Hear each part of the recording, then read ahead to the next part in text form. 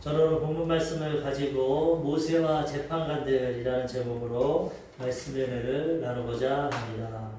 하나님이 이스라엘 백성을 하나님의 자녀로 하나님의 백성으로 택하시고 이제 하나하나 하나님의 나라를 세워 가십니다. 430년 동안 이집트에서 종살이하고 세상 방법으로 살아가던 그들을 택하시고 이제는 약속의 땅으로 인도하시면서 하나님이 하나님의 백성들이 어떻게 살아가야 될지를 하나하나 알려주십니다. 오늘 본문 내용은 이제 재판관들을 세워주십니다. 재판관이 있어야 공동체의 사람들이 올바른 판결을 받고 살아갈 수 있는 것입니다. 그래서 하나님은 오늘 재판관을 세우심으로 하나님의 백성들이 하나님의 법 앞에서 어떻게 살아가야 될지를 깨닫게 해주십니다. 저번 시간에는 보니까 아말렉과의 전쟁을 통해서 하나님 군대를 세워주십니다. 여호수아 젊은이들이 전쟁에 나가 군대 조직을 세워줍니다. 나라에는 모든 것이 조직과 제도가 필요하지 않습니다. 그리고 영적인 지도자 모세와 아론과 훌은 기도하면서 영적인 일을 하게 하셨고, 오늘은 이 재판 문제를 통하여서 하나하나 하나님께서 조직과 제도를 하나하나 세워주십니다. 세상에도 보면은 법과 제도가 있습니다. 세상 사람들도 법과 제도를 통해서 공동체를 운영합니다. 왜냐하면 법과 제도가 없이 무질서하게 내 마음대로 내 뜻대로 살아가면 이 세상은 엉망이 될 겁니다. 법과 제도를 통해서 공동체가 규정을 정하고 자신들의 판단을 통해서 그걸 판결을 합니다. 그래야 전체가 운영될 수 있습니다. 하나님 나라도 법과 제도가 있습니다. 그런데 세상 나라와 틀린 것은 하나님 나라는 하나님이 선악을 판단하십니다. 하나님의 뜻과 하나님의 선하심을 통해 법을 만드십니다. 세상 나라는 인간들이 만듭니다. 자신들이 판단해서 좋은 것, 나쁜 것, 자신들의 기도로, 자신들의 의견을 가지고 법과 제도를 만들어서 운영하지만 한계도 많고 억울한 것도 많고 올바르지 못한 것도 많습니다. 좋은 것도 있지만. 그래서 예전에는 그러지 않았습니까? 법보다 주먹이 가깝다. 법으로 해결하려면 너무 오래 걸리고 억울하고 답답하고 그런 한계가 있다는. 근데 하나님의 나라의 법과 제도는 완전합니다. 하나님은 선하시고 완전하시고 공의로우시고 하나님의 말씀대로 공의롭게 판단하시기 때문에 이 법과 제도로 살아가면 우리가 하나님 안에서 완전한 공동체를 이루고 하나님의 은혜 가운데 살아가게 되는 것입니다. 출애굽기 15장에 보니까 하나님이 법과 율례를 주십니다. 이게 마라의 승부를 통해서 승부를 달게 바꿔주시고 그 다음에 법도와 율례를 주시고 이거 지키면 내가 너희 치료해 주겠다. 애굽 사람들에게 내린 질병을 내리지 않겠다. 출애굽기 15장 25절에 보니까 모세가 여호와께 부르짖었더니 여호와께서 그에게 한 나무를 가리키시니 그가 물에 던지니 물이 달게 되었더라.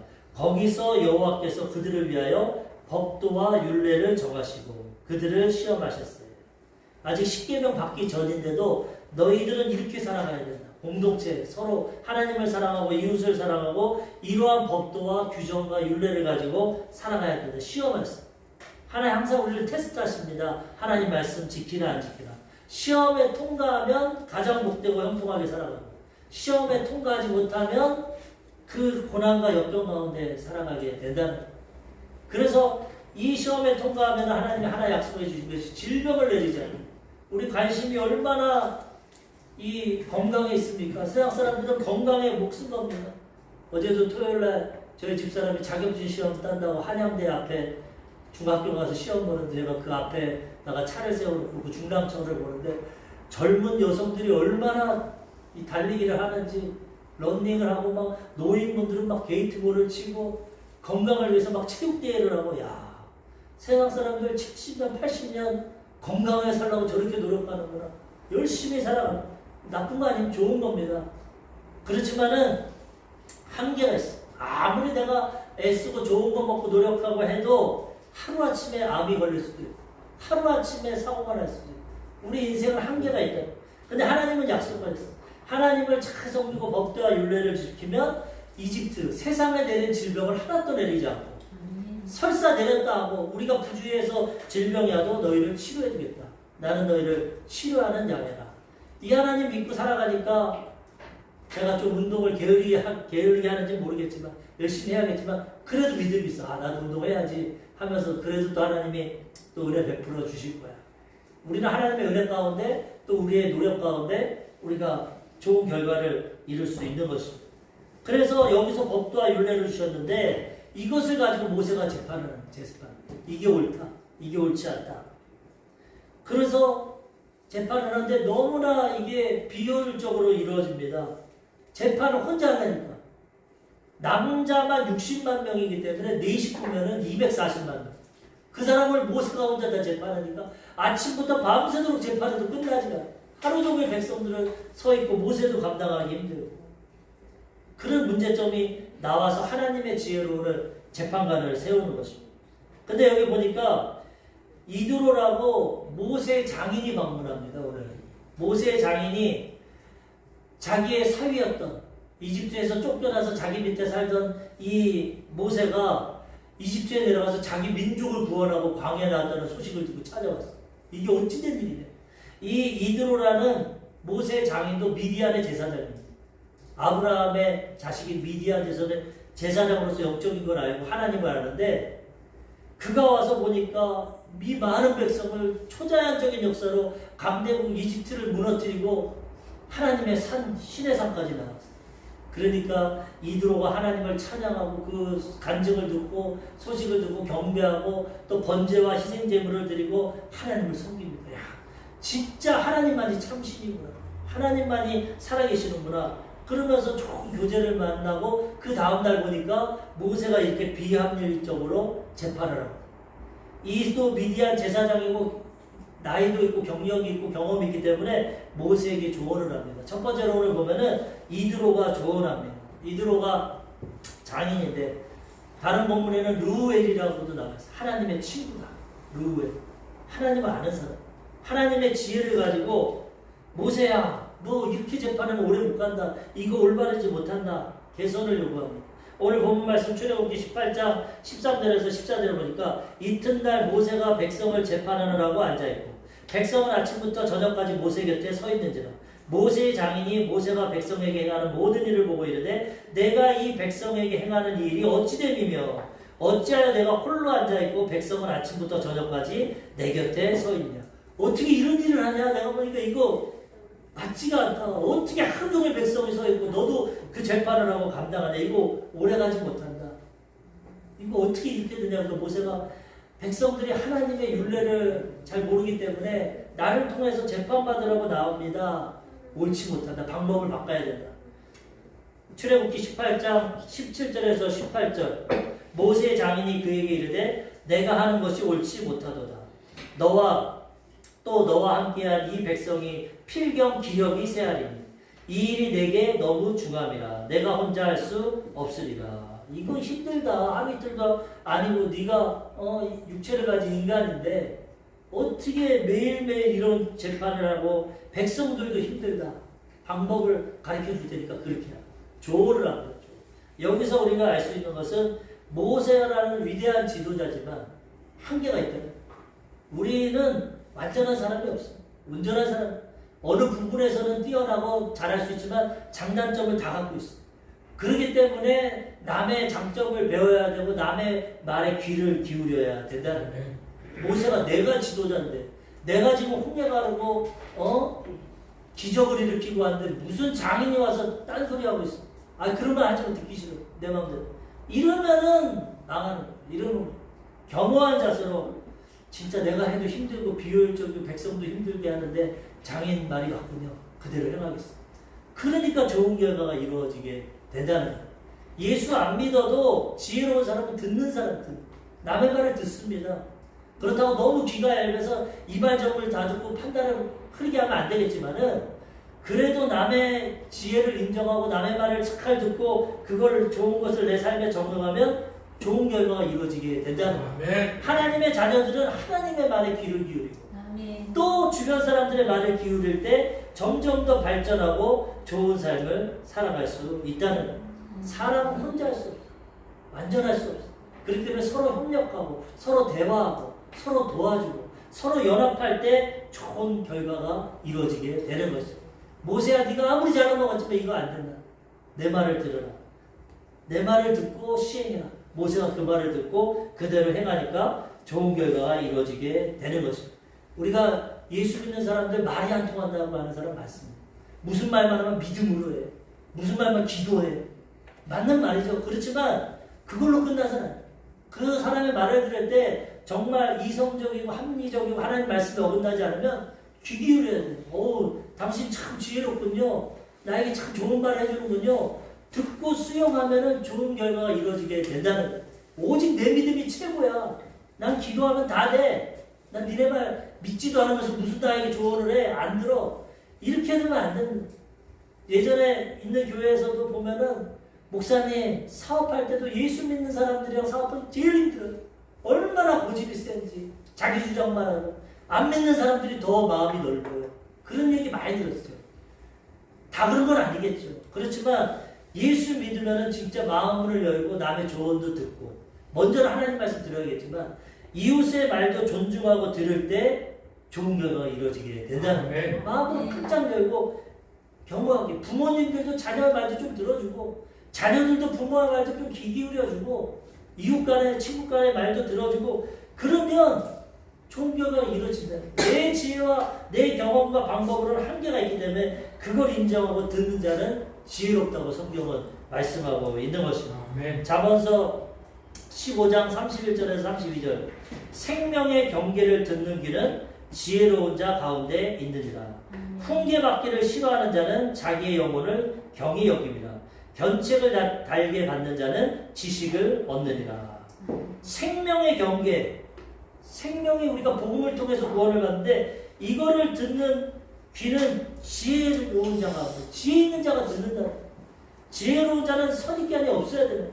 남을 인정해줘야 돼. 내가 최고다 아니다. 나도 실수도 많고 연약하다. 저 사람도 좋은 점이 있다.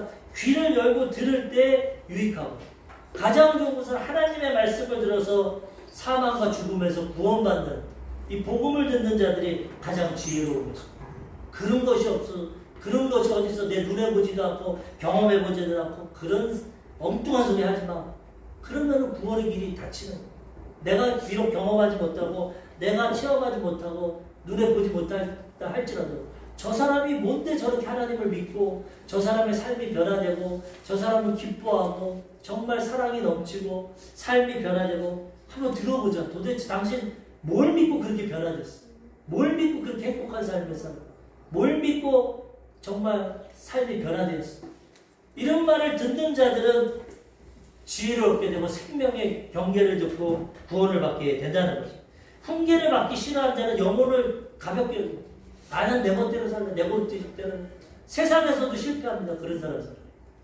그리고 하나님의 말을 경히 들으면 영혼을 잃어버리게 됩니다. 우리는 귀를 열고 마음을 열고 다 수용해야 돼. 수용. 들어야 돼. 그렇지. 분별력을 해야죠. 분별력을 가져야 돼. 다 수용하지 말고. 얼마든지 듣되 하나님 말씀 기준으로 분별하면 그것이 유익하고 지혜가 되고 좋은 일이 일어나게 된다는 거죠. 잠언서 10장, 13장 10절에도 교만에서는 다툼만 일어날 뿐이라 권면을 듣는 자는 지혜가 있느니라. 교만한 사람은 너 잘났다 내 잘났다 자기 기업만 정치 얘기도 자기 얘기 내 당만 옳다 네 당만 옳다 다툼만 일어나는 싸움이 그치지가 않아. 그렇지만 권면을 듣는 자는 지혜가 있다. 아 당신네 당도 좋은 게 있군요. 우리 당도 좋은 게 있어. 우리 협력해서 좋은 걸로 합시다. 이러면 국회가 얼마나 아름다워. 하기만 하면 그냥 끄집어내고 하기만 하면 서로 비판하고 우리가 잘난다고 맨날 그 맘. 어떻게 그렇게 지혜롭고 최대 학벌을 가지고 입법부 법을 만드는 사람들이 어떻게 그렇게 살아? 이런 지혜가 없어. 인정할 건 좀 인정하고 좋아질 건 좋아하고 나쁜 건 나쁘고 다 나쁘고 다 비판하고 다 판단하고 똑같습니다.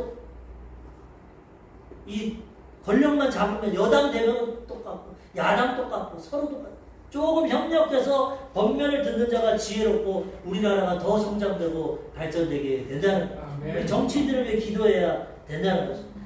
근데 가장 들어야 될 건 우리 하나님 말씀입니다. 인간은 아까도 얘기했지만 수백만 사람의 말을 들어도 한계가 인간은 한계가 있어요. 하나님은 완전하십니다. 잠언서 1장 33절 오직 내 말을 듣는 자는 평안히 살며 아멘. 재앙의 두려움이 없이 안전하리라. 아멘. 하나님의 말을 들으면 이 땅에서도 평안히 삽니다. 하나님이 지켜주시기 때문에.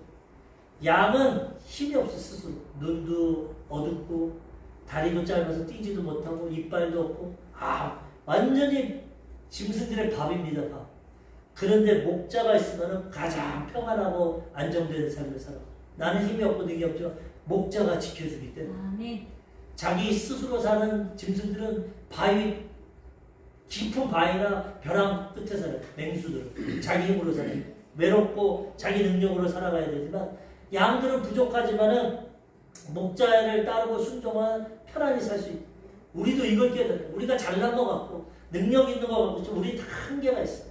연약하고 부족하고 하나님을 아버지로 모시고 예수님을 나의 목자로 삼고 하나님의 음성을 듣고 말씀에 순종할 때 하나님이 지켜보호해 주신다. 아멘. 가장 평안하고 두려움이 없이 모든 거 맡기니까 안전한 삶을 살아가게 된다는 거예요.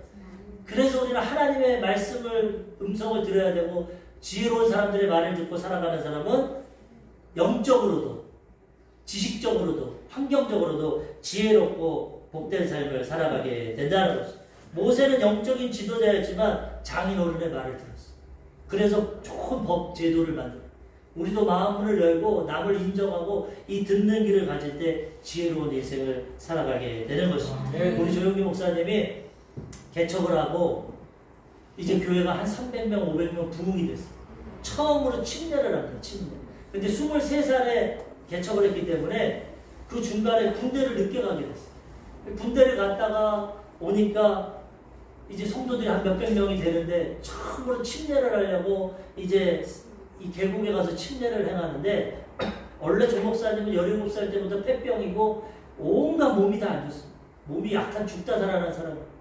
그래서 이 침례를 몇백 명을 찬물에서 한다는 게 쉬운 일이 아니에요. 그래서 그걸 좀 하는데 입술이 파래지고 막 힘드니까 그 옆에 존 허드슨이라고 미국 선교사님이 조 목사 힘들지? 내가 도와줄게. 내가 도와줄 테니까 좀 쉬어. 그러면 선교사님 그래요. 제가 몸도 안 좋고 힘드니까 좀 도와주세요. 이게 지혜인데 젊고 교만해가지고 속으로 야 네가 무슨 침례를 하냐. 내가 담임 목사고 내가 신령하지. 네가 뭐 신령 안 된다. 내가 내 성도는 내가 교만한 마음을 가지고 다 했다. 그러고 나서 그 밤에 열이 나고 쓰러지고 탈장이 오고 부대 복귀했는데 대수술을 하고 의가사제들을 했어. 철저히 후회하다. 내가 교만해서 젊은 나이에 한 몇백 명 모이니까 교만하고 내가 담임 목사하고 너 같은 선교사가 뭐 신령해서 우리 성도들을 침례를 주냐. 내가 해야지. 고집을 하다가 죽을 뻔했다는 죽어. 의가사제대하고 그 다음부터 겸손해. 하나님의 음성을 듣고 사람의 음성을 듣고 겸손한 자가 평안하고 안정된 삶을 사는 것입니다. 교만은 패망의 선봉이라고. 교만하면 넘어지고 쓰는.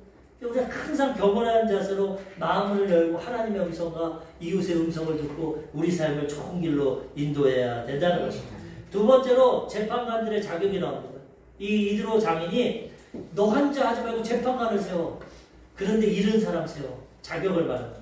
세상적인 기준이랑 틀립니다. 세상적인 기준은 재판관들 어떤 사람 씁니까? 공부 잘하는 사람, 사법고시 통과하는 사람. 그런 사람들을 세웁니다. 물론 필요하죠. 근데 그것만 보기 때문에 이 법이 문제가 되는. 지금 사법부를 개혁해야 된다. 신뢰하지 못한다. 법관들도. 대법관들도 믿을 수가 없다. 정치적으로 치우친다. 얼마나 말이냐. 사실 맞는 말이야. 그냥 공부만 죽도록 해가지고 지식 법만 깨달아가지고 하다 보니까 자기 유익을 위해서 자기 승진하려고 여기 붙었다 저기 붙었다 자기 다 그런 건 아니겠지. 그러다 보니까 공정한 재판이 이루어지지가 않아요. 세상이 이렇게 불안전하다는. 어저께 해외 뉴스 보니까 프랑스 대통령 니콜라 사르코지가 감옥에 들어갔대. 우리나라 프랑스 역사상 200년 전에 나폴레옹 이후로 200년 만에 감옥에 들어갔다. 그런데 그 지지자들이 그 집 앞에 서가지고 막 재판부를 욕한다. 법관들이 다 썩었다. 잘못 재판을 했다. 어떻게 대통령을 신형을 구속을 해서 감옥에 넣냐 막 그러는 거예요. 프랑스 같은 선진국도 우리나라도 재판이 올바르지 못해. 법관들이 한계가 있다.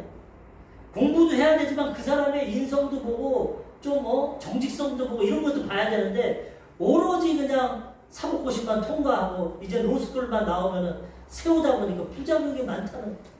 하나님의 기준은 다릅니다. 오늘 하나님의 기준이 이드로를 통해 나오는데 어떤 기준이냐? 출애굽기 18장 21절에서 22절.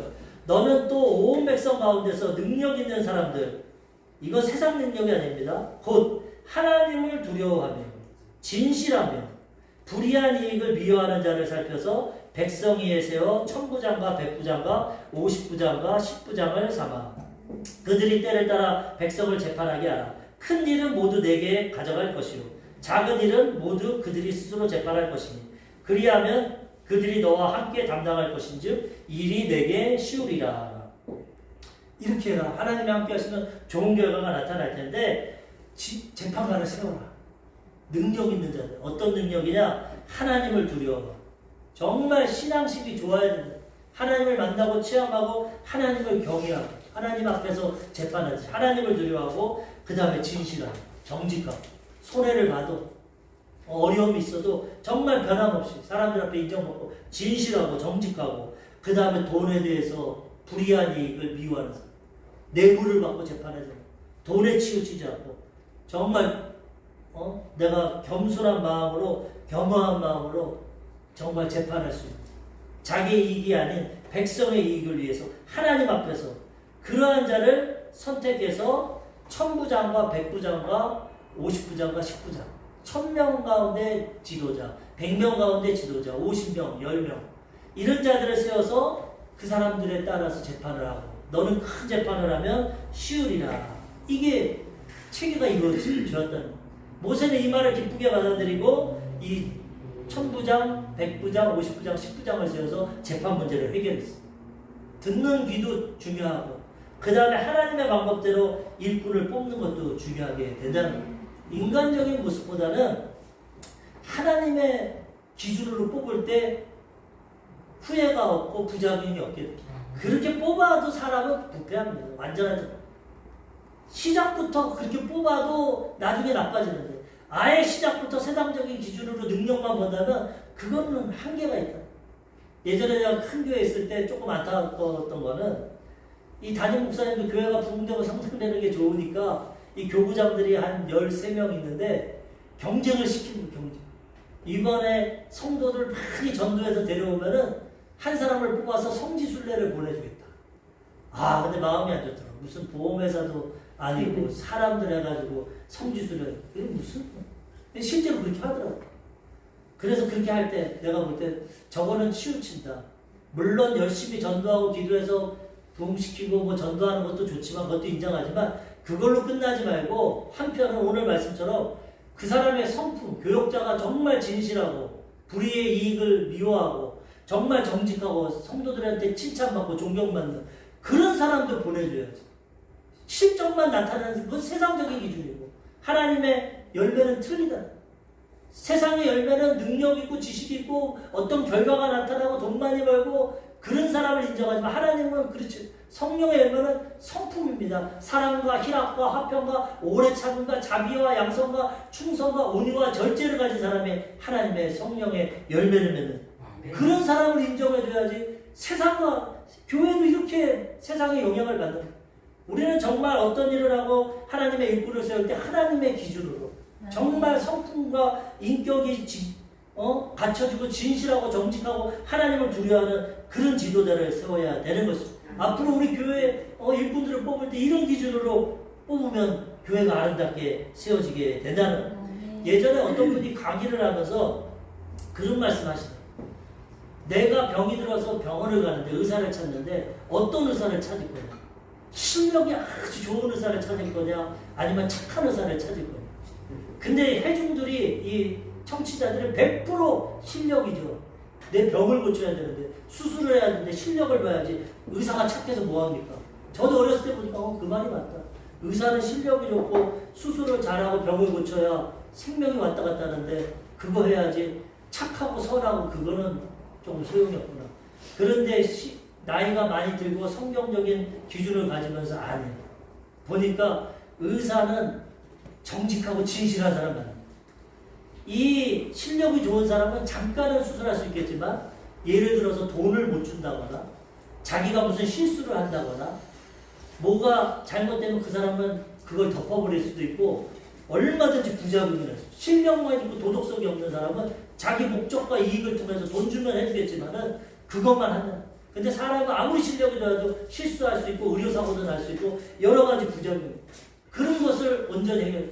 그렇지만 의사기 때문에 완전히 실력을 얻기는 건 아니겠죠. 물론 차이는 있겠지만 그렇지만 정말 정직하고 진실한 사람은 기본적인 실력은 있겠죠. 그런 뭐 그렇겠지만은 조금 연약할 수도 있겠지만 그래도 최선을 다해서 환자를 입장해서 수술을 하고 돌보고 최선을 다해서 결과가 훨씬 좋을 것 같다는 생각이 들어요.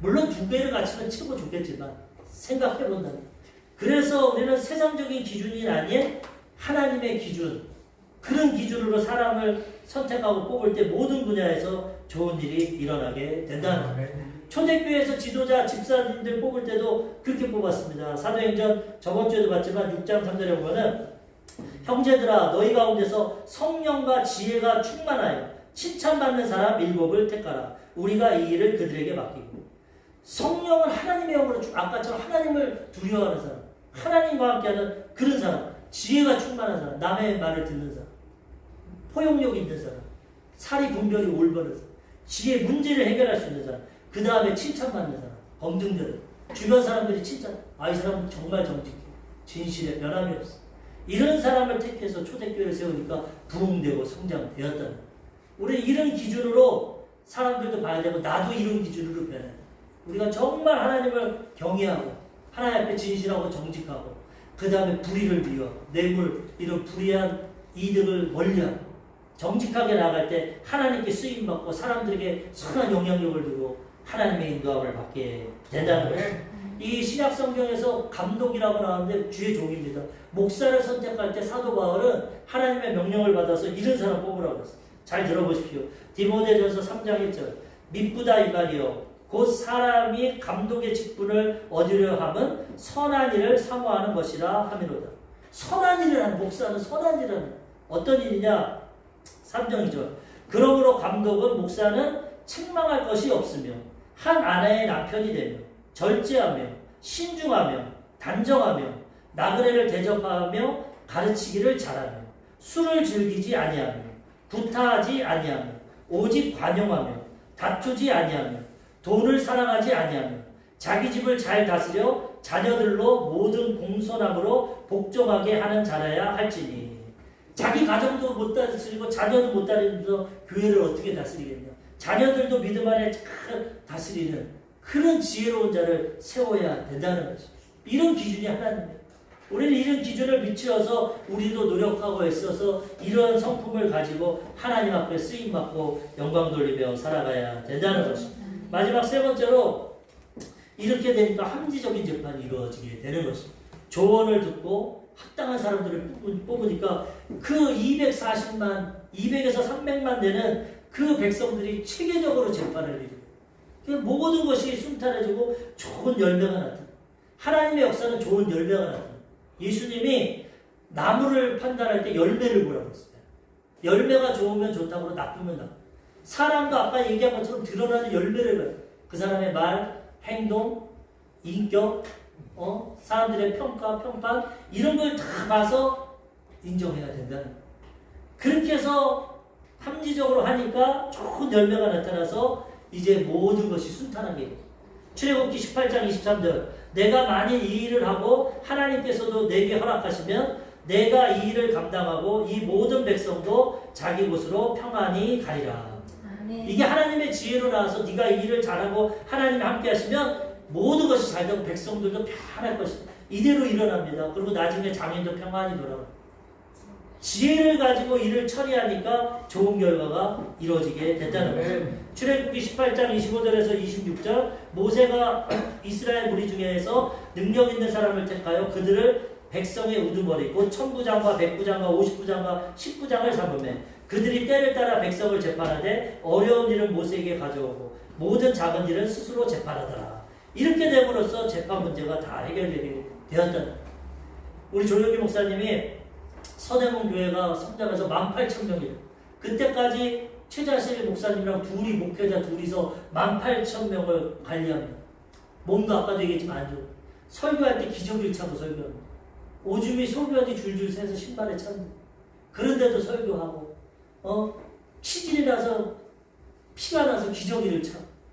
그리고 또 빈혈이 있어가지고 한 10분 20분 하다 쓰러지고 자기는 이렇게 연약해가지고 성도들은 18,000명이 몰려고 은혜를 받고 위로를 받고 사도 바울이 병에 걸려서 하나님 나 이 병 좀 고쳐주십시오 주의를 잘하게 하니까 하나님이 약할 때 강하니 너 교만해져 너 그 육체에 가시가 있고 연약할 때 내 능력이 나타나 겸손해 조 목사님도 쓰시려고 그렇게 질병과 연약함을 줘서 인간적으로 볼 때 아무것도 할 수 없지만은 하나님의 능력으로 그런 일을 하는데 너무나 열심히 하다 보니까 한 번은 쓰러져서 그 뒤에 서대문 뒤에 적십자로 가요. 의사가 당신은 당장 목회를 가지고 누워서 쉬어야 된다. 모든 세포가 지금 다 지치고 이러다가 살지 못한다. 그래서 누워가지고 하나님이 교회 개척하라고 그래요. 하나님이 지금까지 이렇게 성장시켜도 내가 설교도 못하고 누워있으니까 이거 어떻게 됩니까? 나 어떻게 목회를 해야 됩니까? 근데 오늘 본문 말씀을 이렇게 기도하면서 모세가 할 수 없구나. 100부장, 1000부장, 10부장, 50부장 나도 평신도를 교육시켜야겠다. 그래서 우리나라 최초로 지역장, 구역장, 평신도를 훈련시켰어요. 구역공과라는 책을 창세기부터 계시록까지 책 성경을 해석해가지고 평신도들이 보고 가르칠 수 있어요. 5명을 모여서 가정에서 일주일에 한 번씩 구역 예배를 드려요. 5명이 10명이 되면 또 구역을 나눠요. 이 구역이 여러 가지 되면 거기 또 지역장을 세워요. 내가 직접 설교하고 신방하고 못하지만 평신도들이 그 책을 갖고 훈련을 해서 5명, 10명씩 가르치고 하니까 구역 예배가 활성화되고 그 찬양 소리 들으고 예배 드릴 때 주변에 병든 자들, 아픈 자들, 사업에 실패한 자들이 찬송을 듣고 나도 기도해 주세요 예배 드릴 그래서 70만 명까지 폭발적으로 쏘요. 교회가 부흥된 것 어떻게 부흥됐습니까? 물어보면 첫 번째 성령님이 하셨습니다. 두 번째 구역 조직이 있었어요.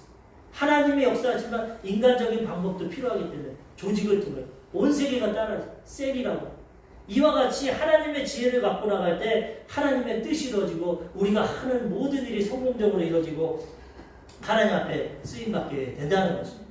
우리는 그래서 말씀을 통해서 성령을 통해서 지혜를 얻고 이런 일들을 감당하면 개인이나 가정이나 직장이나 사업장이나 모든 것이 하나님의 도우심 가운데 합리적인 삶을 살아가게 되고 좋은 열매를 맺게 된다는 것입니다. 여기서 또 하나 생각할 것은 달란트 비율을 생각해요. 왜? 누구는 1000부장이고 누구는 100부장이고 누구는 50부장이고 사람은 다 능력이 틀립니다. 태어날 때 하나님 그렇게 주셨어요.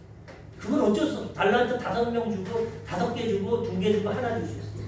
그거는 하나님 절대 주권입니다. 너는 대통령 돼. 너는 청소원이 돼. 이건 하나님이 하셔. 천직이라고 말씀드려요. 그건 어쩔 수 없어. 그렇지만 하나님의 칭찬과 상급은 그 일에서 최선을 다하면 똑같은 칭찬과 상급을 받습니다. 대통령이라고 큰 상급 안 받아. 하나님은. 청소했다고 구두 닦았다고 큰 상급 안 받아. 하나님은 하나님 기준을 통해서 하나님 맡겨준 일 최선을 다하면 똑같은 칭찬과 상급을 주신다는 거예요. 왜 나는 천부장이고 나는 왜 대형교회 담임 목사가 못 된다? 왜 나는 큰 일을 못하나? 우스갯소리가 몇 번 말씀드렸지만은 조용기 목사님이 시골에 가니까 큰아버지가 작은아버지가 자기 아들을 가지고 야, 너 용기랑 동갑인데 쟤는 저렇게 큰 교회를 해서 세계를 다니고 저런 위대한 일을 하는데 너는 이 바보같이 맨날 집에서 하고 뭐하냐? 그랬더니 그 아들이 아버님 박정희 대통령이 아버님과 동갑인데 아버님은 뭐 하셨습니까? 할 말이 너 바보가 아니구나. 지혜롭다. 비교하면 안 되는 거. 사람은 타고난 능력과 환경과 재능과 하나님이 다 주십니다. 근데 거기서 내가 진실하고 정직하고 최선을 다하면 더 좋은 길로 인도해 주신다. 작은 일에 충성하면 큰 일도 맡겨줍니다.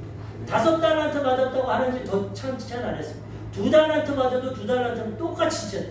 1달란트 받아도 1달란트 하면 칭찬은 세상적인 기준으로 비교하지 말고 하나님 주신 직분과 직업과 사업장과 가정과 내게 주신 것 감사함으로 받아들이고 거기서 지금처럼 합리적으로 지혜롭게 하면 가장 행복하고 복된 인생을 살아가고 하나님께 인정받고 칭찬받게 된다는 거예요. 이러한 지혜로운 삶을 살아갈 때 가장 기쁘고 평안하고 하나님께 인정받고 복된 인생길이 되게 되는 것입니다. 우리 사랑하는 성도님들이 이런 지혜를 가지고 하나님 앞에 쓰임받고 하나님께 영광 돌리시며 살아가시기를 주님의 이름으로 축원합니다. 아멘.